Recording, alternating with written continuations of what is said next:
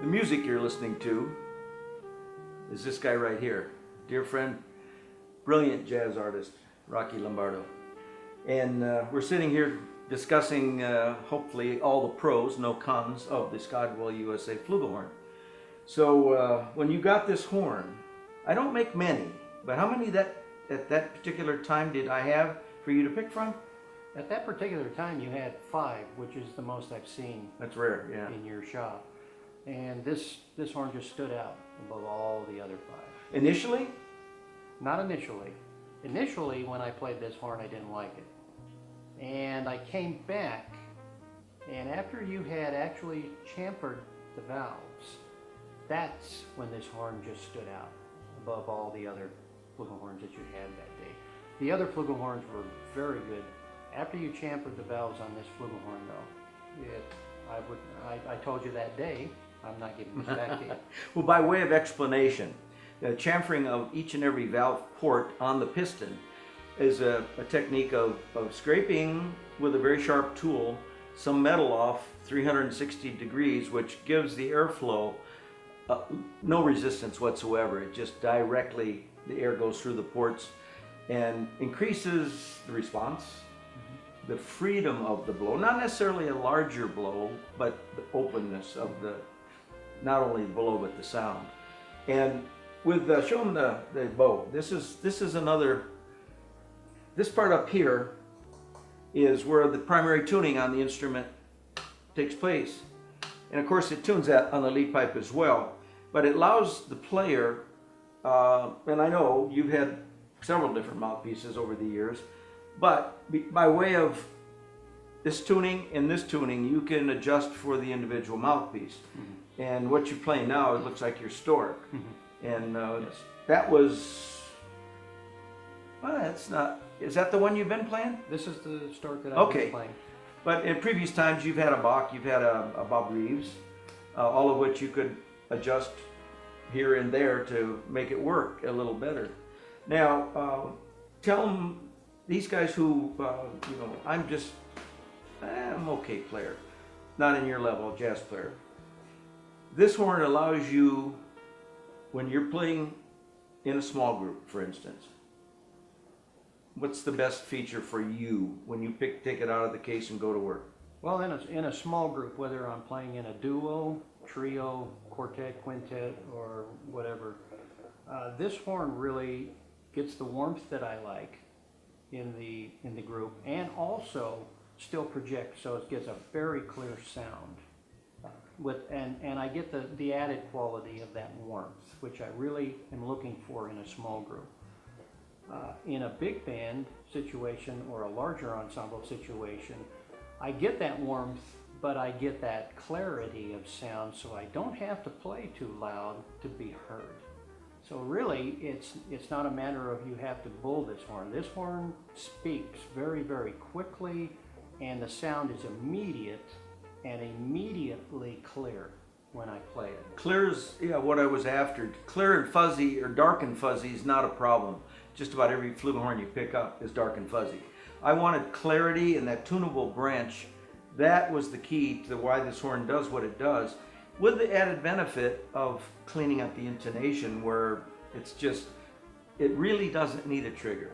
No, it really doesn't. And because of the bow, and that's what we were talking about previously, this tuning bow puts the open partials in tune. Now, sometimes you can get a flugelhorn to play in tune, fairly in tune, by just pulling this slide out, but not really, because this bow actually allows you to not only put the open partials in, but the open partials playing now in tune with your valve combination. So this tuning bow is a godsend on this one. Now, you having played in the Denver Symphony, he's not just a jazz player, folks. This guy can play, I've heard him double tongue and triple tongue. But the post horn, offstage post horn solo. The offstage post horn solo, in previous years, I would never even attempt on a flugelhorn. But with this flugelhorn, I think I could probably do it. Well, I'm glad you said that, because a dear friend of ours, Larry Jess, principal with Spokane Symphony, just played his Scodwell flugelhorn, the post horn solo off stage, and the conductor, who's a really good East German, strict by the rules. Larry played it with a velvet mute, he played it with this, he did this, and the conductor said, that's the horn, pointing at his flugelhorn. So that was the sound he wanted to hear. And so it's not only a jazz instrument, it's got other applications. Oh, it's got other applications, and it's a good enough horn that you don't have to worry about notes being slippery. Like on a flugelhorn, you usually have to worry about the slipperiness, and on Mahler 3 that he's talking about, that's a very treacherous and a very, very long solo offstage. You may not be seen, but you are heard. You will be heard. Well, getting back to the reason you like this horn, and I'm glad you do, obviously. Players of your caliber, it's quite a compliment to me that you like this horn of mine. The valves are made by Zig Kanstel and his factory in Anaheim. I was previously, in your first flugelhorn of mine, had the Bauerfeind German valves, which were fine. A little different configuration, but two things I'm adamant about. 415 bore, bottom sprung valves. The top sprung, there's a lot of manufacturers that make top sprung valves on their flugelhorns because they've already got them in production. Well, 9 times out of 10, I think there's only one exception in the industry, they're too big a bore. And those valves, it's strictly economics. You got to bite the bullet, and these tubes here took the Kanstel factory over 2 years to develop the tooling to make these. And at the time, he was making the famous French Besson brevets, which Art Farmer and a couple of good guys played over the years because they were so good. Well, that's why I opted for this valve section. The bell I like, strictly by chance. I acquired this bell some time ago with the early versions of my horns, and it's from the original Selmer that Clark Terry played on. That's the copy of this mandrel, which I had the Kanstel company make for me, and I'm the only one that uses it. So, and it's wrapped a little tighter than it was with the Bauerfeind valves, only because of the port configuration it has to match. But the added benefit was, I think it plays better than the earlier ones, which played pretty darn good. This is the final version of a design that I think I'm not going to change. I'm going to leave it locked in.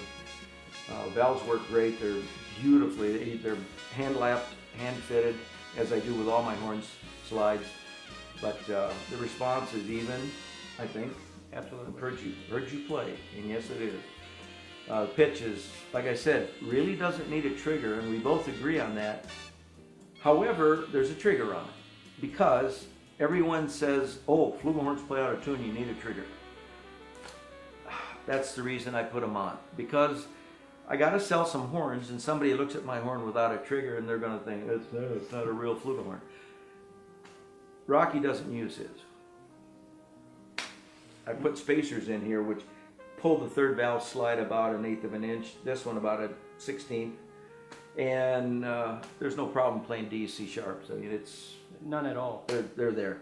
But again, like I say, just for the general public out there who insisted on a trigger, I put triggers on them. But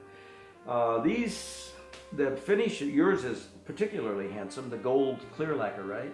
Gold clear lacquer. And I mean clear, brushed, but it's a brushed lacquer. yeah, and sort of matches your trumpet. I think your trumpet's a little lighter, but It's a little lighter. this has a rich European look to it. I really like it, but it doesn't affect the sound. Clear lacquer, brush lacquer. I don't like to plate flugelhorns. I think that's detrimental to the sound quality. But at any rate, you're hearing behind us, and we're going to bring it up a little bit. This guy playing some lovely stuff on this horn, and I can't thank you enough for being not only a good friend, Thank you for the flugelhorn. but somebody who really plays the hell out of my horn. Thank